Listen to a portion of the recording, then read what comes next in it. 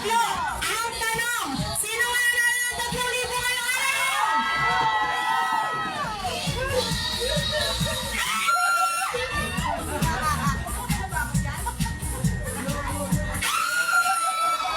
Sino yun? Oh my God! Parang ako na nanalo. Parang naisip mo no? Okay. Congratulations. Mag-uwi ka. Ng 3,000. Walang iba. From B, C. Siyempre, tulong mo na, no? Tulong mo na. Gusto nyo ng... Gusto nyo ng clue? Sino yun? Gusto nyo ng clue? Okay.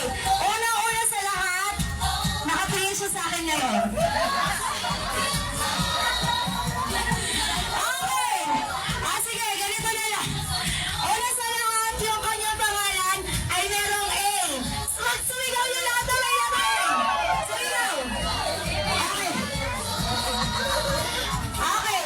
So, meron siyang initials na JV. JV.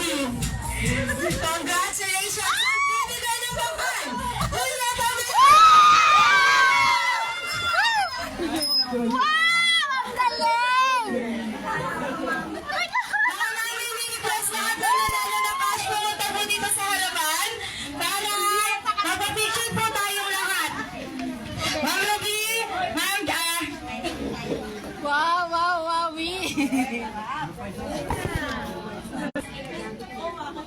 Hindi mo alam, pero ako alam ko rin. Great Life Only Mindset, mga kapising.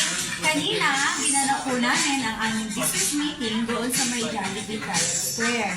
So, binabati ko po ang aming Great Life Manager na si Ma'am Joy Velasco dahil isa po siya sa mga mabutangan na nilalo ng Calvin Award kanina sa aming business meeting.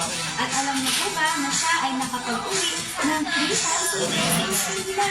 Kaya mga kapising, kung gusto niyo po na maging isa sa aming kapising member,